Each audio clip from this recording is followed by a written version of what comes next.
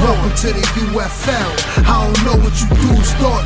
One of the best leagues in New York. So let me know if you love the sports. Stephen J. Dawn and Ghost are your hosts of Real Tough Talk. Welcome to the UFL. I don't know what you dudes thought. One of the best leagues in New York.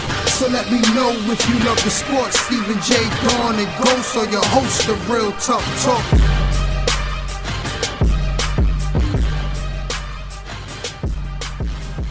What's going on, people? Stephen J, Ghost, Real Tough Talk, back on the scene, playoff edition. Right now we're in the Elite Eight, and now we get to the cream of the crop. All these teams fighting to make it to the Final Four. And these are the tops of each division fighting to get to these final games, going leading toward the championship. So now we get to see who are really the pretenders and the contenders for the championship this year. And we're going to start off with the first matchup, which is Riot Squad versus Carver Mob. These teams made each other during the season. Carver Mob was able to sneak away with a win, beating Riot Squad by a touchdown. But the game was really close. I believe it was 13-7. What a game. Yeah. Riot Squad seemed to struggle scoring points, but their defense definitely had Chuck on his heels early, and they didn't even have Smoke this game. So pretty much they gave Carver Mob a hard game that last time they played each other. But the only thing is their Achilles heel is their offense, which has been the case pretty much all season. And right now it's playoff time, it's money time, so their offense has to step it up in this game. Otherwise they're going to be going home and going home right away. We got a lot of controversial calls that the teams thought that they were cheated on or whatever. So we're going to show a lot of the plays that they expected, that they figured the refs blew or the refs wasn't paying attention, or maybe Carver Mob was getting calls that they feel they didn't deserve. The great thing about the camera is that it catches everything, and we will see if they were right. And that's pretty much the difference maker. I mean, a lot of guys in other leagues complain that, hey, this person got a call when they shouldn't have. So we implemented the camera and the challenges to kind of help out the refs to get the calls right. So now there's no excuses on why a team loses. Only their play can affect them in the game. We're going to jump in the game right now. Riot Squad getting the ball first. And you're going to see right here, Riot Squad, they get the ball and they're going to drop the kickoff and put them in bad field position. That's not a way you want to start it. The field is huge, so you want to get as much yards as you can on the kickoff. They don't. They drop the ball, but they're going to start off the drive anyway here. Rudy's going to get the ball first for Riot Squad. He's going to throw a nice pass to Tone to get the ball moving. 2 plays later, you're going to see an overload on the left. If you see as Rudy caught hike, he's going to have Magic wide open on the sideline. He's also going to have JP wide open in the middle, but he's going to end up forcing a pass to London, and the ball's going to stay up. It's going to get picked off by Joe Blow, giving it back to Carver Mob, and Riot Squad cannot even get a first down. And this is upsetting on the first drive. On this play alone, you see Magic pretty much wide open on the sideline with nobody in front of him. He had the whole sideline for the touchdown if given the pass. And Rudy was not looking at him at all. He was looking at London the whole way. And then he doesn't even do a zip pass to London. He puts too much touch on this pass. If you see how far Joe Blow is before he gets the interception, he's a great distance away, but still has time to make a play on that. Bad throw by Rudy. You're going to see Carver Mob get their first possession, and on second down, you're going to see a botch assignment on defense as Pig and London are both guarding Cable Guy, which is going to leave West wide open for the catch. That's a botched assignment. Can't make those mistakes if you're Riot Squad. Third down, you're going to have Riot. They're going to send 2 guys on 4, and you're going to see Chuck miss the pass to Nas. That's going to be great defense. And third, the next play, and you're going to have pressure by Pig and Smoke, and they're able to get the ball knocked down, incomplete pass, force Carver to punt. And I think the key to this drive is Smoke's height and his length is going to bother Chuck all day, that he can't really get clear visions on the throw. When Pig comes in on a blitz, that's even more pressure. The ball is going to be knocked down, incomplete pass. Carver's going to have to punt. And the thing about Chuck is he's not necessarily intimidated by the blitz or the rushing defense. The thing about it is if he cannot see where he's throwing, that's a problem, because Chuck needs his eyes to see where the receivers are on the field and to see where the defense is. If he can't see it over the ball giver, that makes Chuck that much less accurate, and it affects these passes here and leads to a turnover. Riot Squad gets the ball now for their second possession, and you're going to have Rudy with a nice pass to JP. Then on the next down, you're going to have great blocking by Speedy, and London's going to beat Dirt Dog for a big gain. Great play by London beating Dirt on this play. Next down, you're going to have Rudy's going to find Smikes for the first down. Then again, you're going to have great blocks by Speedy, and Rudy's going to find Smikes for a great gain. This is what the offense needed. They needed Speedy to step up with his blocking. He's definitely stepping up. Great blocking there. And on the 2 plays later, Carver's going to send 2 guys on 4 rush. Rudy's going to be able to find JP in the front of the end zone for the touchdown, giving Riot the 6-0 lead early. Great play, great drive by this Riot offense. And this is the type of offense that they need. Rudy needs to be settled in the pocket.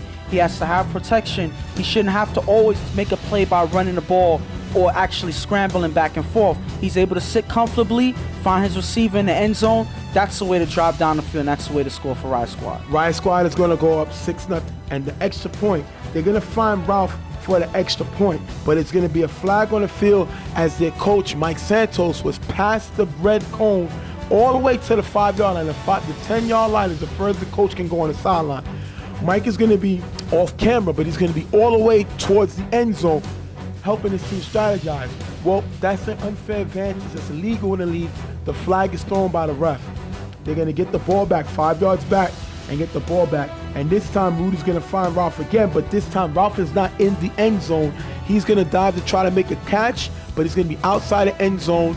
They're not going to get the extra point, 6-0, and I think this is more on Riot. I won't kill him for it because it's not a call we usually hear happen, but it was definitely the right call, and Ralphie got to know where the end zone is. He doesn't get in the end zone, and that's what caused him to stop the extra point. And that's a big play right there.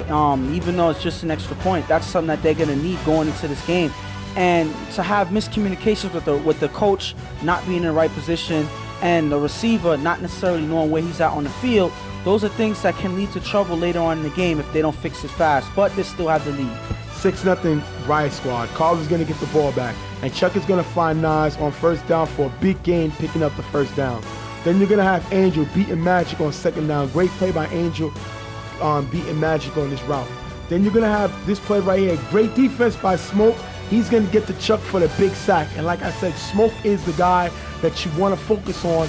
He's a guy, he should win the Give of the Year. He should be up there for MVP, and he should be up there for Defense Player of the Year. This guy has been playing great this season. Great sack on Chuck here. And it's going to take us to fourth down.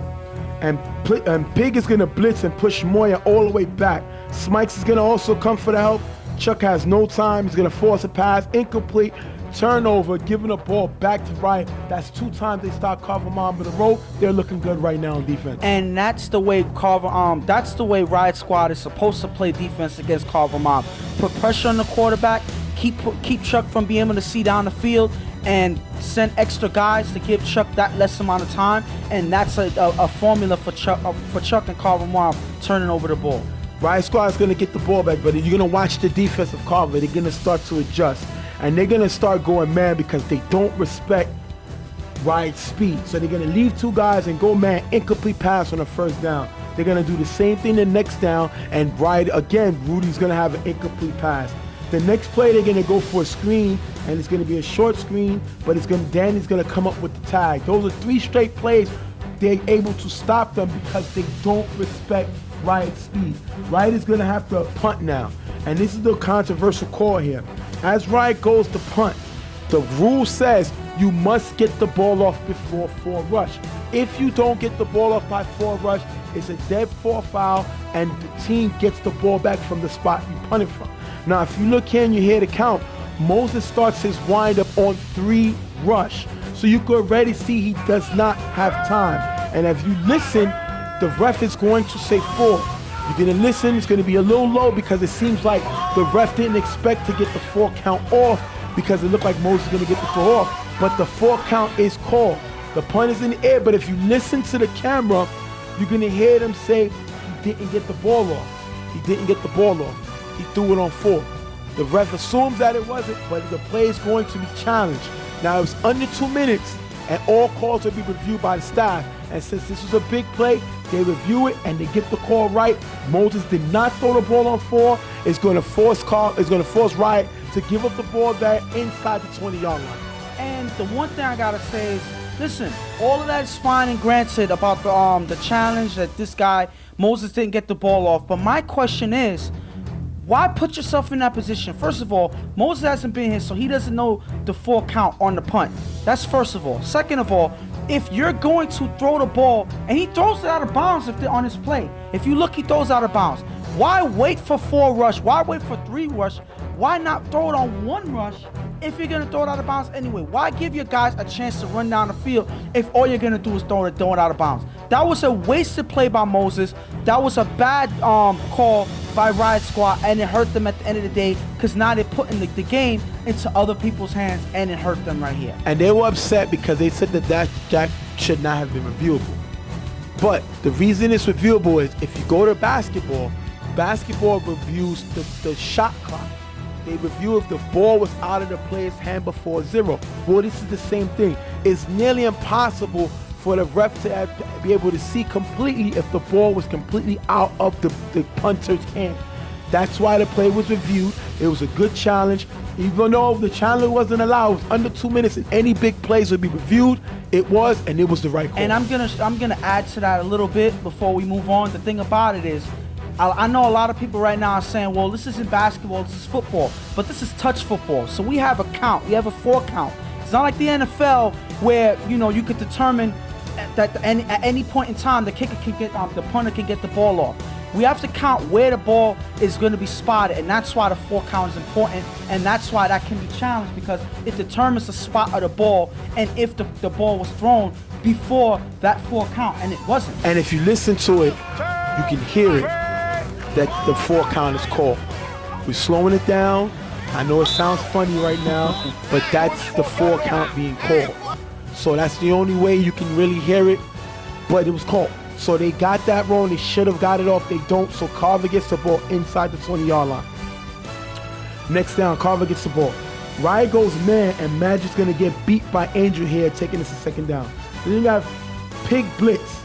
Manny's going to have a quick hold. Look at the play right here. Pig screens for the hold. Now, if you look at the play from the angle of the referee, he can't see Manny grab him for a quick second. It was a quick hold. It was. But it wasn't enough to stop Pig's momentum from getting Chuck. But if you look at what hurt them this play was, if you look at the big play of this, if you look at the problem with this play is, Pig is coming from Chuck's left side. If you see him coming, it's Chuck's left he's going to. Instead of Smoke lining up on Chuck's right hand, he goes to Chuck's left. So that allows Chuck to roll out to what side? The right side of the field.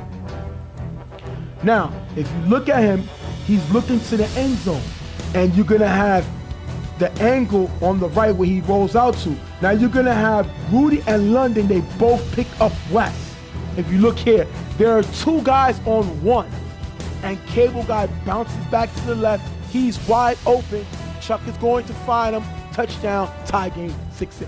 And that's unfortunate because the pressure that we've been talking about on Riot Squad, they have a hiccup on this play because you have 2 guys rushing from the same side and not from each side to keep Chuck boxed in from rolling out. He's able to roll out to the right and is able to see. He has the vision downfield and he's able to see his receiver in the end zone. As Ryan has 2 guys defending 1. Yes, so that's unfortunate, and I feel like if they would have boxed them in, regardless if the 2 defenders were guarding 1 receiver, I don't see Chuck getting the ball off or actually seeing where the receiver was if he was pressured the way it was supposed to. Because he had that extra time, I think that was all the difference that he needed to make this score happen, and that's what happened. And my thing is, look at Pig's reaction. He's supposed to be the captain of this team. He's furious that the hold wasn't called. He's furious about whatever. They tied the game up. It's going into halftime, 6-6. Worry about stopping a 2-point conversion. He's so frustrated with the call that he takes himself out of the game. So then you're going to have Carver goes for 2. And if you look here, another mistake. Smoke rushes on 3 rush. Manny's going to block. Nobody comes to help Manny. Nobody comes to help Smoke with Manny blocking. Smoke can't beat Manny one-on-one. So he has no help. So Chuck is going to have time. Finally, Rel is going to come up for the help. But it's going to leave Cable wide open in the front. They're going to get the extra point, 8-6, going into the halftime. And these are things that they gotta read, because Chuck is waiting for somebody to step up to help, because he knows that he has time with just Manny blocking Smoke. So as soon as Rel goes up to help, that's Chuck's opportunity right there to get the 2-point conversion. He does by Rel leaving the receiver wide open, and for some reason Riot Squad does not adjust and fill in the gap that Rel leaves behind, and because of that, the receiver's left wide open for the 2-point conversion. So now we're at halftime. It's 8-6, and this is where I really go at the Riot Squad. You're at halftime, 8-6, with the 2-time defending UFL champs. I'll take that. I'll take that. We feel we made a mistake. We gave up the touchdown. We made a mistake. We turned over the ball in our red zone. We made mistakes. Carver's not up because they're better than us. They're up because of our errors. I feel good going in. I don't know what their halftime speech was, but I got sources that told me they were so focused on the call made and on the non-holding call that they did not realize that they were in position to win this game. And that's the sad part about this situation, is because they were in the same situation when they played Carver Mob the last time. Correct. So that means that they're actually doing something right if they're only able to score 8 points in the half. That means Riot Squad is doing their job, and they're keeping them within arm's length of this game. They're only down 2 points. So a coach at this point is supposed to rally his team together and pump them up to get ready for the second half, to get his team ready to take over the game. That I didn't see that happen this during halftime, and that may bite them back later on in the second half. And on Carver's side, they should feel disappointed in the first half. They should feel lucky that they got a lead. Their offense haven't really showed anything. And how can you expect to move on and say, I got bigger fishes to fry, when you're struggling against his defense? We've seen them play twice against the same team and struggle against Riot Squad's defense. So that means there's something in Carver's arsenal that's not able to adjust to this Riot Squad defense. That's going to take us into the second half. Carver gets the ball.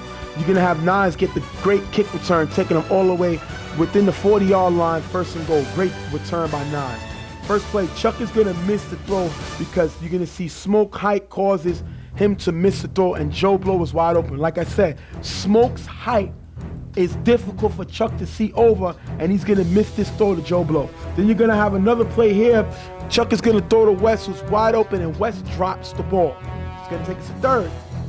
Pig is going to blitz, and it's going to be a short pass to Nas, forcing Carver to punt. That is a great defensive stop by this Riot Squad team. Now you know you're able to shut down this Carver's offense. You make them punt. Great defense by Riot. And that's pretty much the defense they've been playing throughout the game. And whatever it was in the halftime, it seems like their defense wasn't affected, and they're still able to cause turnovers on Carver Mob. Now it's up to their offense to take over, to do something in order to take over this game. You're going to have Riot Squad get the ball back. On first down, you're going to have Dirt blitz. He's going to miss Rudy, but Rudy's going to throw a bad pass to Moses, incomplete pass. Then you're going to have the next play, Rudy goes short to London. And then third down, Rudy's going to have Moses here wide open. He's going to hold the ball. Happy Feet's going to get the sack. That's a punt, giving the ball back to Carver Mob. And you just had your defense come up with a big stop. And now you're not able to do nothing. Rudy cannot adjust to this Carver attack. Carver's starting to creep the guys up because they don't fear him going downfield. They know Happy Feet can contain his running ability, and that's a great strategy by Carver, forcing Riot to punt. And at the end of the day, regardless of what, his receiver right there that he was supposed to go to on that play was Moses. And for some reason, he hasn't had the rhythm with Moses all season. They had a couple games throughout the season that they just weren't vibing together, and that's why you haven't seen Moses come in the game often for this Riot Squad team, because Rudy always misses him on the field. And for some reason, there's another play where Rudy avoids going for Moses when this is supposed to be his bread and butter, the toss-up play where Moses towers over everybody. Rudy doesn't trust it, and it leads to a turnover. It leads them to punt. You're going to have next down, Carver gets the ball back. You're going to have, look at this play right here. London is on Nas. London runs with him, but then lets him go. Leaves Nas wide open. Chuck finds him. Nice game. Next play, Pig is going to blitz, and Cable Guy attempts to block him. Cable Guy can't block Pig. Pig is too strong for him. Cable Guy gets called for a holding, bringing the play back. Great blitz by Pig to cause Cable to get the holding play. Then you're gonna have Blow. Now look at this play. Joe Blow goes in motion, and you're gonna see Rel move back. That shows Carver what? Exactly. So they know that this Riot Squad defense is in man. So Chuck is gonna keep them spread out. If you look at him here, look at the mismatch. Pig on West. Pig can't guard West. He's the best route runner in this game. So this is a definite mismatch. You're gonna have West beat Pig. But then if you look here, because of Smoke's height, Chuck throws a bad pass. But you're gonna have West come up with a great catch, moving the ball. That was a big mismatch from the start. Carver's starting to figure out this Riot Squad defense. They're starting to move the ball. You're gonna have the next play after the big catch by West. You're gonna have Joe Blow go offsides here and gets called for the offsides.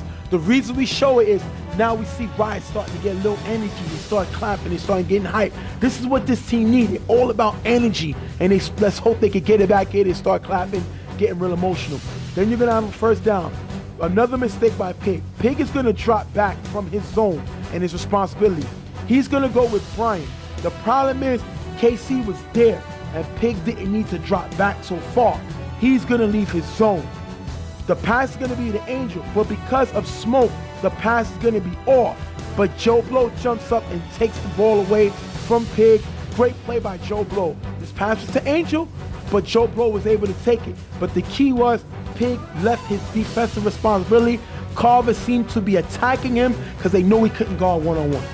And that's the thing. These guys got to know where they are in the field and what type of zones they're going to be guarding. They have to stay in their zones and they have to communicate.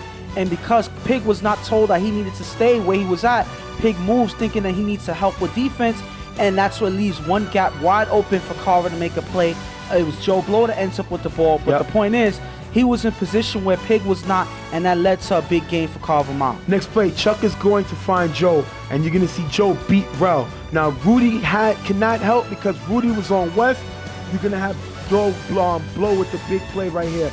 Next play, you're going to have Pig blitzes, but Manny's going to shut down Pig's blitz, and Chuck is going to be able to find Nas. That's going to take us to fourth down.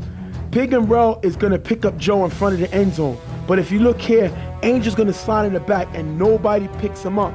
Nas is going to slide. If you look here, Rudy's going to stay and leave Angel wide open for the touchdown. 6 points, Carver. Now they know how to attack Riot's defense. They were able to drive and get the score. Yeah, but at the end of the day, against a team that's a two-time champion, it doesn't matter what type of defense you have. Eventually, they're going to start getting hiccups. They're going to start falling apart, and the offense is going to find ways to get through that defense, no matter what defense it is. I blame this on the offense of Riot Squad because they're supposed to be kept in the game. Eventually, the defense is going to tire out, and they're going to start making mistakes. You see it happening here. Riot Squad is starting to fall apart by the seams, and it's up to their offense to keep them in the game. It's up to them to save them right now. I think they miss Ak. Ak is a much better defender than Pig at this point of Pig's career. Ak is able to lock up man a little more. Ak was a starter in the All-Star team last year. He played well this season. He was injured, but when he came back, he played well. They missed his coverage because Pig is so worried about getting beat that he gives too much cushion and he leaves his responsibility. And that's what Carver does, take what they give you. And then you're going to have the extra point. Chuck is going to go for 2. Moya and Manny both stay. The defense doesn't move in the end zone. They're going to leave Happy Feet wide open. Carver's going to get the extra point, the 2-point conversion, 16-6. They basically up 2 scores. And that was a blow that hurts even more than a touchdown, because now you have to work harder to catch up 2 times, not just by 1 score. So that play was even bigger than a touchdown, and unfortunately, Riot Squad was not able to stop it. Now they have a long uphill battle that they have to fight in order to stay in this game. They have to score quick. They're down 16-6. Rudy's going to find Moses for Moses' first catch of the day, which is in the second half. Then you're going to have this next play. Moses is going to come again with the catch. Moses is the only one who stood short. Nice game.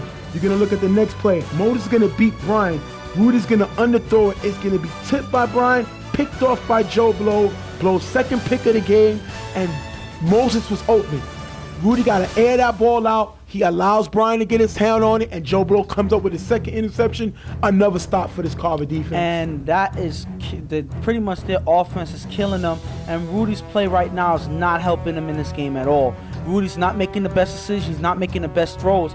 He's pretty much killing the Riot Squad offense at this point. They've been stagnant since the first half, and it doesn't look like they're going to catch up if they're going to keep playing this way. 16-6. Carver with the ball. Now, if you're Riot Squad's defense, you're down 10. The clock is running out. What type of defense do you play? You have to tighten up on man. Yes, because you need your defenders to make a play.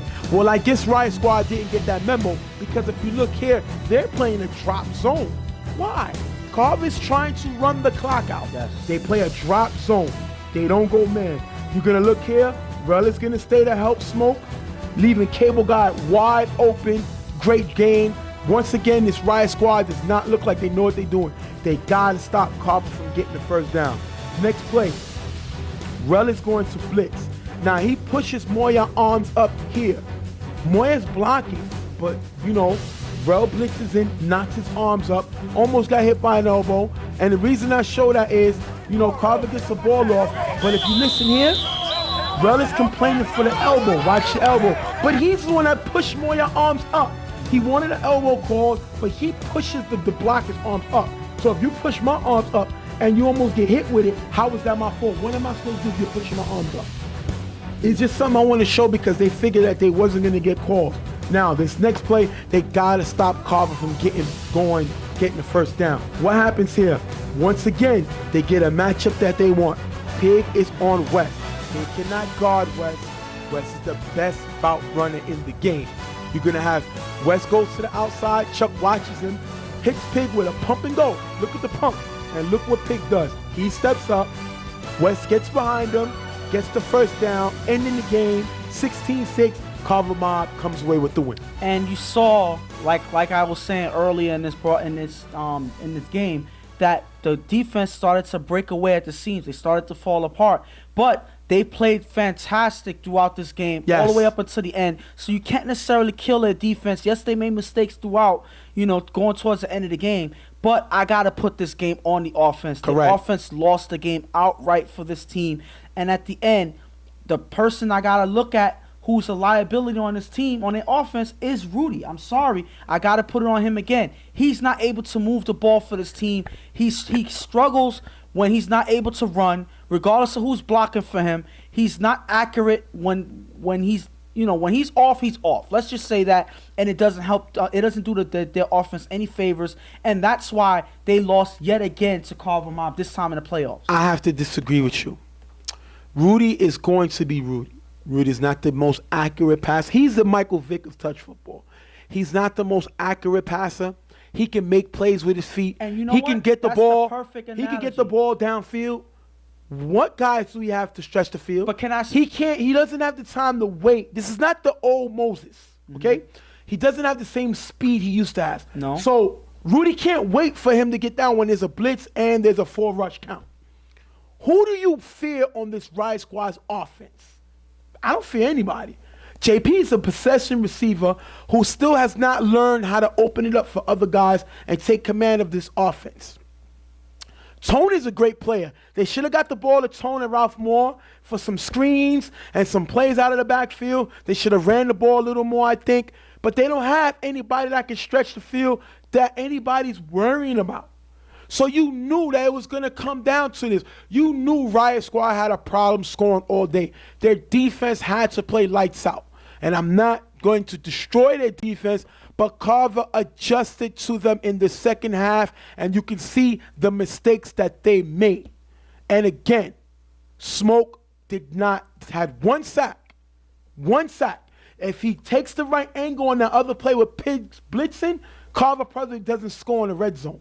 He took the wrong angle. It's not all about just running and getting sacks. It's about knowing what angle to take to get pressure. I'm not going to kill Smoke because he's this team's MVP. But this team has an opportunity to get better, and what I said with Hertha's team is leadership. You went into the half 8-6, Forget the calls, forget who you playing, and play your style. They didn't do that, and they lost this game like they lost them again in the regular season. And I'm gonna put up their interview to show proof that this team has no leadership. Yeah, let's look at the interview real Yes. quick. What would you say to people that say there's no leadership on this team? And we're also hearing y'all having internal issues, which is, I don't understand, 3-1, you have internal issues. Tell me first about who is the leader, who runs this team. Well, first of all, we all run the team. There with some certain issues. If it's a defensive call, the defensive captains make the call. Offense, Rudy makes the call. So what is Mike Santos' role on this team? He's a coach. So he runs the team. He's a coach. Yeah, it's like a four-headed monster. We have to, because you have to have checks and balances. What you have in the government, you have judicial, executive. You know what I mean? You have checks and balances. We all check and balance each other out. You can't just have one person calling the shots, because unless you know how to follow, you can't be a leader. Okay. I just wanted to go to that one quote when Pig was asked about their leadership on their team. Pretty much, and I'm gonna quote him by saying this. He said that it's like a four-headed monster. That means, in essence, that they have no leader, because one person says one thing, and he also said checks and balances. This is not a democracy. This is a team. It's supposed to be a leader, a definitive leader that takes charge at the end of the day, who one word says goes. It doesn't happen on this team. Everybody fights with each other. You see these guys fighting each other on the sideline, sometimes when they win games. And that shows no leadership, and this is where it was going to end up, regardless of how they played. What I find amazing is how Mike Santos yells at the officials in the other team more than he yells at his players. How did you have these certain plays? Pig should have been pulled off for the offense. You go man. You force Carver to make plays. Rudy not throwing well. You call some screens. You call some short dump offs. You get the guy comfortable. These are adjustments you have to make, and he did not make it, which is a call for coaching. This team asks you to coach, and then I'm seeing and I'm hearing sources from their own team tell me that he got into altercation with his player. Something's wrong here. Something's wrong here. And they need to fix it, because they have a good team. They have a good team. They took the two-time champs twice. Twice. They lost by a score. They lost by 2 scores this game. They lost by 1 score the first game.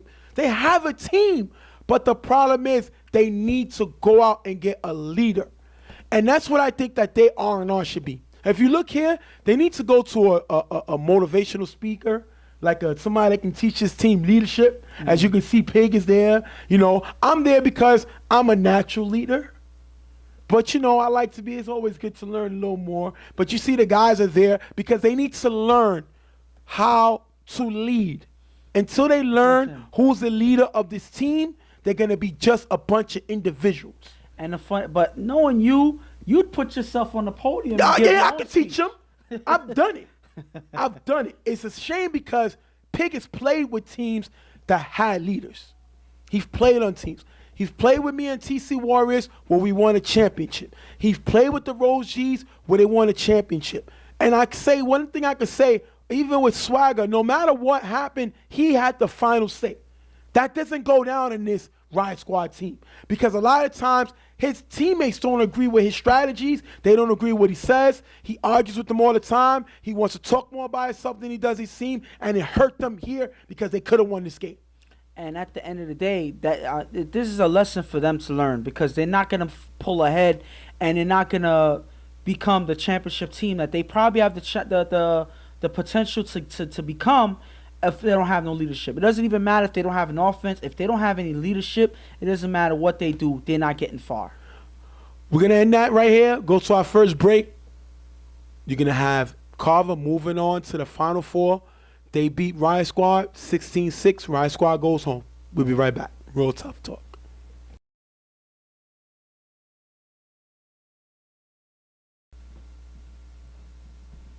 Nigga, that's fucking...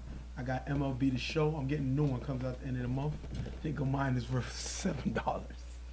Hey, buy a sandwich. Next game up, you're going to have Violators versus Primetime. Now, before we get into that game, we had some rumors. People wanted to know, there were talks that about Real Tough Talk this being the last season in UFL. And, you know, I'm gonna confirm, as far as I go, this is our last season with UFL. We gave it a good, I believe, 4 years. This will be 4 years, 5 years. About 4 years. About 4 years, because this will be our 4th champion. Yeah, 5 years counting when we was in Brooklyn. This is our 5th year. But this will be 4 years for of the show. real tough talk. Yes. The show. It was a great run. We're not saying that the show is going to be over. That's something we got to discuss on what we want to do. Mm-hmm. But, you know, as far as a contract with the UFL, possibly that may be over. We feel that we've taken the league as far as we can go as far as the broadcast. And sometimes you have people that makes our job harder.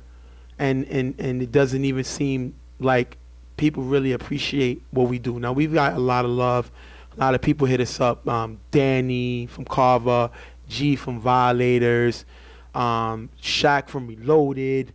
I had a lot of other guys. There's too many to mention that hit us up. But sometimes the negativity is just not worth being around. When people don't appreciate the work that you put in and they take it for granted, sometimes you just got to leave and find a new foundation to stand on. I mean, I would say that our league, pretty much, we brought technical football to touch football. Exactly. We brought the NFL feel to touch football in a way that no other league was able to. Exactly. I mean, we brought a lot of competition on both sides. We televised it in ways that has never been done before. True. So we kind of, you know, pretty much this has been groundbreaking from the day that we started. Right. You know? And a lot of guys appreciate it. We kind of moved our show to Brooklyn. A lot of guys love it out there from the first time we came out there, you know. So, you know, it was everything that was done, we did for everybody. We did for the guys to have fun and you know, and enjoy that time off of the stressful life that each guy has. Correct. Each person has, you know. And it's something that they can show their kids and say, listen, even though I wasn't in the NFL, this is what I did. Yeah. I played at a high level, and you could compare me to an NFL player. Some of your favorite players you see on TV. So that's something that we brought to touch football. And I feel like, you know, a lot of guys take that for granted. Yeah. You know, a lot of guys don't look at it as, you know, we're doing everything that we do for you, for y'all guys out there. They think that we're here for our own personal enjoyment, for our own benefit. But a lot of the profit that a lot of people feel that we make, we don't make. And everything that we do make, we put right back into the league. You know, not only our time, our blood, sweat, and tears, but our money, computers, you know, all of that stuff. Research, you know, everything that we give for y'all. You know, we have our own lives. We have things that we got to do, but we put that to the side to give y'all the experience that we feel that guys deserve for playing so hard in touch football. So we're going to try to go out with a bang. Next week's show will have, obviously, it'll be championship week. But we'll have guys call the show. We'll show clips of where we started from. Yeah. When we was in basically like my bedroom or whatever. They get to see you in your shorts. Yeah. So that's going to be fun. Before the green screen and all this great stuff. And we're going to just, you know, go out with a bang, man. It was a fun time, but then sometimes everything comes to an end. We lived our dream with the NFL feel. We just don't feel like the players really appreciate it. It was numerous people. And we're not, no way we're running or giving up. I don't want people to feel we're giving up. Sometimes you get to a point where you just don't want to do it no more because the love for it is gone. And it's just like the game of football. And we don't want to run too long with this, but this is stuff that need to be said. You have a lot of people that's selfish. And what we try to do is we try to show the players that guys would never know. Guys didn't know about a Rico. Guys didn't know about a Shy. Guys didn't know about a Brian from Reloaded. Our videos showed them. Our talk show showed them. And even Nick the Great coming on the scene and we show what he could do. We gave you an opportunity to see what these guys can do and footage. These guys is never going to play with Carver or you or whatever, but that doesn't mean there's not other talent here. This is the opportunity for people to get their talent and get their game better. And people took it for granted. And that's why we're coming to an end. But again, and I'm going to end it with this. Don't take it as we're quitting and we're stopping what we do. We're just doing it.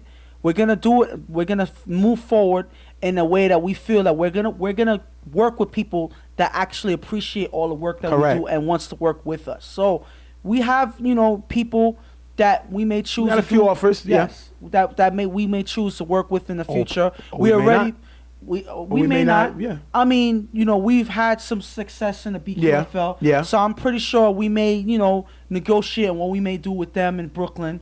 But, only time will tell. Right. And only the way we feel as time goes by, either we'll change. I'm not sure if we'll change our mind, but it may adjust how we feel and what we do in the future. That's true. We're going to go to a break before we start with the next game. We just wanted to address that thing's going on.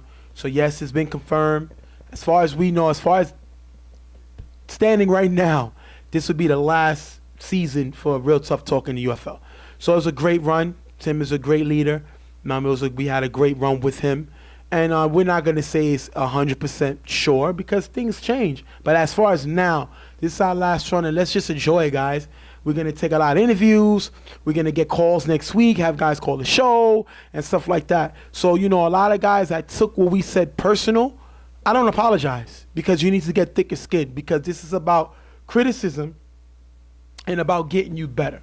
I took the criticism on the field. I'll take that. I will not take the disrespect. And before it gets physical or before it gets to a level where I don't want to be a part of, I'd rather get away from the negativity, especially when it comes to me and my brother. We're not going to be a part of that because that's not what it was about.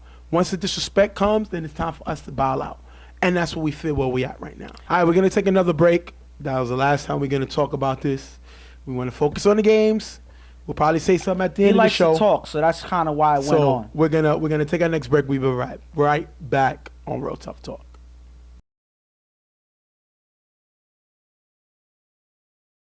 All right, next game up now that we got rid of that mushy stuff.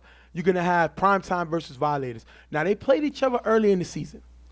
Primetime came in with the victory, but they only won, I think it was 14-6. So it wasn't a blowout or nothing like that. But Violators seemed to give them a little bit of problems when they met up the first time. And one thing I could say is, they're an unpredictable team. They're a team that you can't necessarily read, even though they don't have some of their stars that they had last year, they're still a team that can make anything happen at any given moment. And that's why I guess Primetime had a hard time reading their defense and, kind of taking away the game early. And that's why the Violators were able to keep it close all the way to the end and keep it within one score. Well, we're going to jump into the game right now. You're going to have Violators getting the ball. First down, you're going to see Wayne comes in, and he's going to beat G. G's going to end up getting called for the holding penalty. That's going to negate the big play. And they went crazy because they didn't think it was a holding. But if you look right here, it looks like Wayne beat G to the spot. And it looked like the way G's putting his hand out, he's stopping his movement from going. So obviously the ref is going to throw a flag. It's going to be called a holding. But it definitely looked like because Wayne beat G to the spot, it looked to the ref like they held after. Yeah, and I guess the ref didn't expect Wayne to get there so fast and to get into position before G's able to react. And that's why, if you look at it, it looks like a hold. It looks like a hold. I would have called the same thing. The way, his arm it goes to that position. It looks like a hold. Tries to block. Yes, it looks like a hold. And that's why the ref called it as a hold, and it's a hold. Well, next play, you're going to have G again with great blocks and gives him time to find Fred to find Yomi. G's one of the best blockers in the league. He steps it up here. Great blocking by G. Next play, you're going to have G again blocking as Wayne this time gets called for the hold because now G's in position to stop Wayne. Wayne gets called for the hold. That's yards up. Then you got a Fred find Bop for the nice play. Next play, great pass by Fred to Macho, but it's going to be dropped. Picked off by Prince Mo and taken all the way back to the end zone for the touchdown, giving Primetime the 6-0 lead. And you can't beat an MVP candidate and drop this pass in the playoffs. It's a shame on him.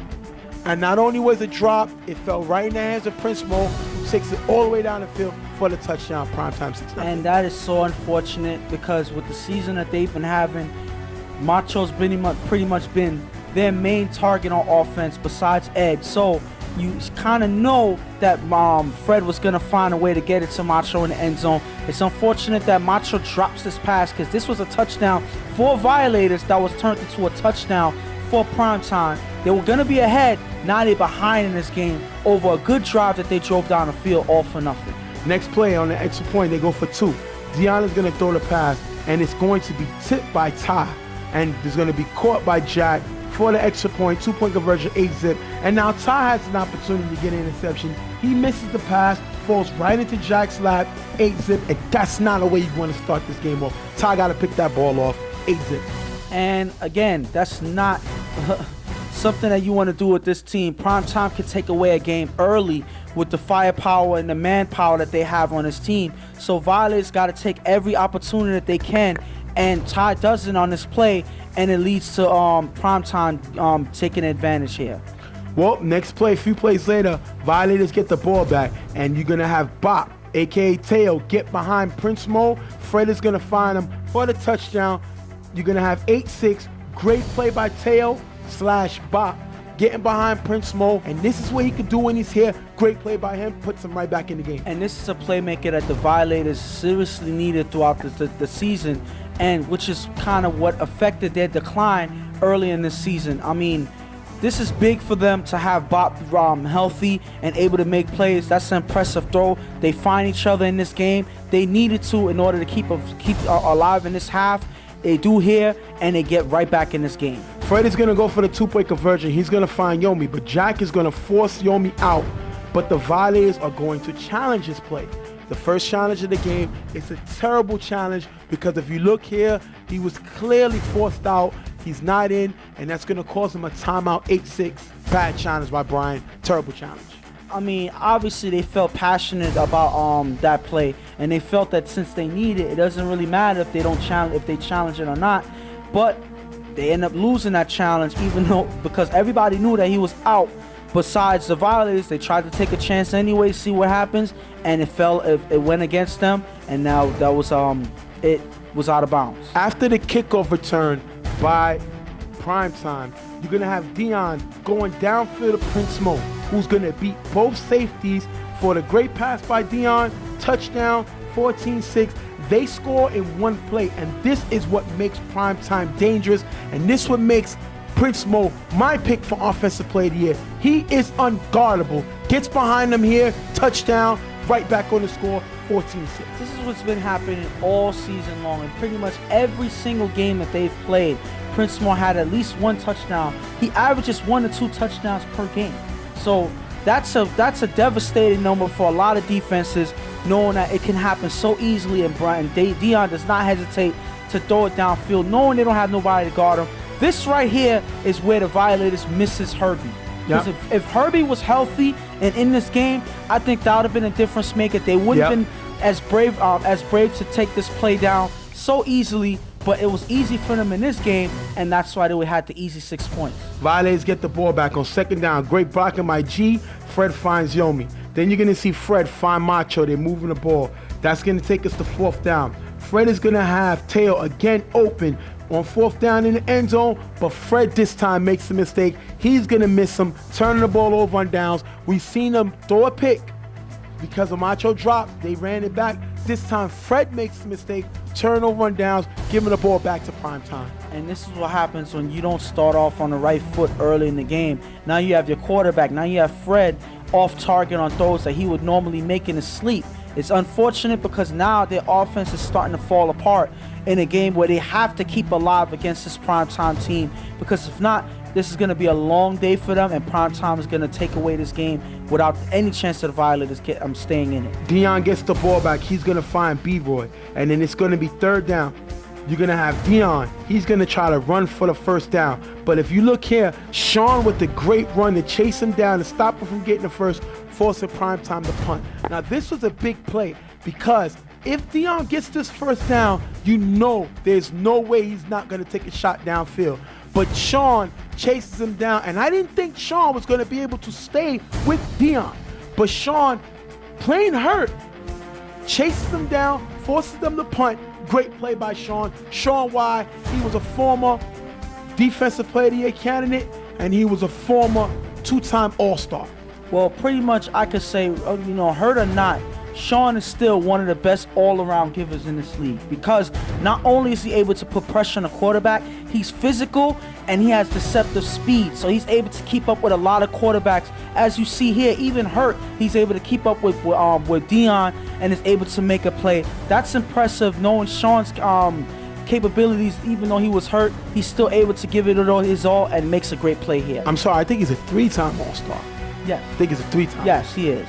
Fred gets the ball back. He's going to go to no more. He's going to land out of bounds, taking us into the half, 14-6. Now, if I'm Violators, I'm upset with myself because I had opportunities to go up in this game. I got 6 points, but Macho dropped the touchdown and Fred missed Teo in the end zone. So if I'm Violators, I'm more upset because this primetime offense can be unstoppable, and I had a chance to take a commanding lead, and because of my mistakes, I'm down 14-6. But they're down 14-6. You know, even though, you know, they could have been up in this game, it could have been a lot worse. Primetime could have ran away with this game early. Their defense kind of held, you know, and is able to cause turnovers, able to keep them in the game. And all they have to do is get their offense together. They probably need to score in their first possession that they get the ball. If they do that, I think they're right back in this game, and they can take this game over if they keep the momentum going. That's going to take us into the half. Second half, Primetime gets the ball back. After getting the first down, you're going to have Deion. He's going to find Jack. Then you're going to see Deion go twice deep, downfield, both incomplete passes, forcing Primetime to punt. This is the Deion that can kill you. He went downfield twice, and that's understandable. He had Prince Mo, but why? Why? You have an opportunity to bury this team by chopping the field up. But we know Deion loves them home runs. He loves going deep before he loves just getting on base. He's going to force his team to punt. Good defense by Violators. And that's something that Violators can hope for. Deion playing for their team, you know, because Deion, for some reason, likes taking risks downfield. And a lot of times that can cause primetime games. That's why you hear Tiki going crazy on the sideline all the time when Deion makes a mistake or makes a bad decision. That's something that you can count on with Deion every now and then, and it helps the Violators. Maybe they can use this momentum to take over this game. Fred is going to get the ball. He's going to throw to Ed on first down. Second down is going to come back to Ed, who's screaming for the ball, but he's going to drop it. Next play is going to be incomplete pass, forcing them to punt, giving it back to Primetime, 14-6, as this offensive drive also comes up flat. Deion gets the ball back. He's going to go to Prince Mo. That play is going to be dropped. Then you're going to see him force a pass, and it's going to be picked off by Yomi, giving the ball back to Violators. Deion's second turnover in a row. I wouldn't say turnover. Last one he had to punt. This one he turned the ball over, but that's his second time being stopped in a row, giving the ball back to Violators. And the Violators are finding ways to make things happen on defense. Yomi's having a solid season playing defense, playing both sides of the field, so he has to be acknowledged for that great play by Yomi, doing whatever he has to keep the Violators in this game, but they have to take advantage or it'll all be for nothing. Fred is going to find Macho on the first down. Then Fred pumps, gets Yomi open, and gets a nice play to get them the first down. Remember, it's only 14-6. Next play, he's going to have a nice run by Fred. Following play, Fred is going to find Bob. Fourth down, G's going to yell for the ball, but he's not open. Fred is going to miss the pass, going to be incomplete. Turnover on downs, giving the ball back to Primetime. If you're Violators, you have to score here. G just stays in the end zone, and he has B-Boy right behind him. He's not moving. He's not giving Fred a target. And for him yelling the ball, Fred focuses on him, which takes time away from scanning the field. They end up getting stopped, giving the ball back to Primetime. And that's something that's been killing them. Their offense has been that's been pretty much off. They haven't been communicating properly. They have been off rhythm throughout this game. As you see here, you see them not necessarily setting up plays right. They're drawing attention away from each other, and they're helping the defense. And this is what's causing a lot of turnovers for the Violators. They've actually been helping the Primetime defense stop them by making so many mistakes in this game. They're killing themselves right now.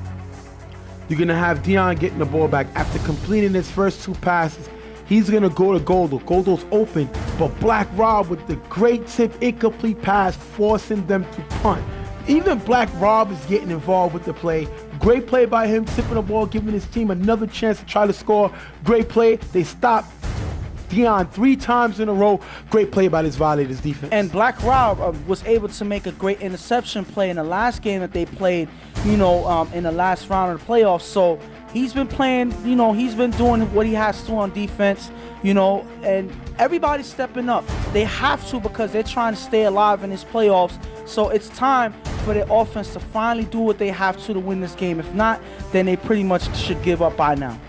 You're going to have primetime blitzes. G's going to have great blocks. Fred is going to end up finding Yomi. That's going to take us to 4th down.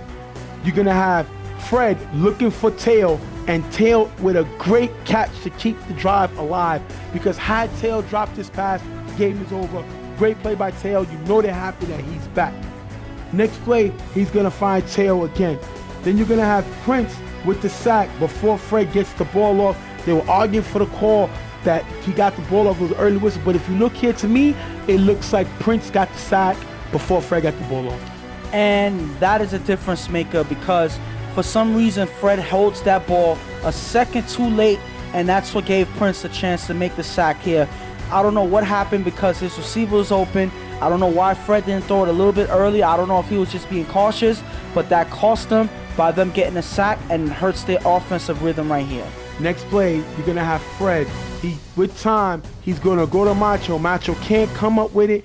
Incomplete, ending the game, 14-6. Primetime comes away with a sneak-away victory. Same type of victory they had against them in the regular season, but a win is a win. 14-6. Primetime moves on to the Final Four to play Carver Mob. And the thing about it is, the only thing that's been consistent with Primetime in these playoffs so far has been Prince Mo. He's been the only, certainty for this team, because he's been able to score, at will, I would say, regardless of what game it is. But other than that, Primetime has been slowed down by the defenses they've been faced. They had a little bit of trouble with the Bravehearts in the first half of their game, so, at the end of the day, they're winning their games, but I'm pretty sure Tiki is not happy with the way these games are ending. But a win is a win for Primetime, and they're going to move on in the to the Final Four. And I'm going to say this team R&R is a Cinderella season is over.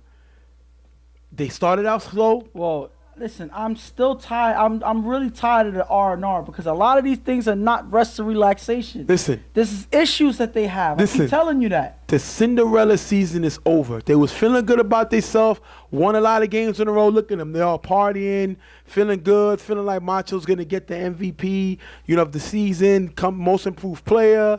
They're feeling good, and they're back to rags again because they lost a game that they should have won. Yeah. And that can only be saying that it's Cinderella. Yeah. You know what I mean? If you look, they have the rags on again. They're back to reality. Macho back down, after he was having a Cinderella season. Great, dominating, playing great. Reality hit when he dropped that football to turn it over, and this team is back to rags again. It's funny because I would say he was the Violators Gronkowski. Right. I would say he was the guy, cutting through the middle, getting all the passes, moving the ball down the field. He was been pretty much the main receiver or tight end or whatever have you on offense for this team. And all of a sudden, he's back to not catching passes, dropping passes, not necessarily being in the game on offense, not being an offensive player. And this is the possible MVP. Yes. And that's the funny thing, because we always say it, playoffs is a different animal, but he shows it here that he's a different player in the playoffs, at least in this season, because he dropped pretty much almost every key pass that was thrown to him, especially this touchdown pass here. That's an unfortunate way to end the season. Hit 12. It's crazy because they played at 11. So the clock hit 12, and they came back to reality. But it was 12 midnight in Cinderella. It doesn't matter. 12 is 12. So their season is over. The Cinderella dream is over about getting back to a championship.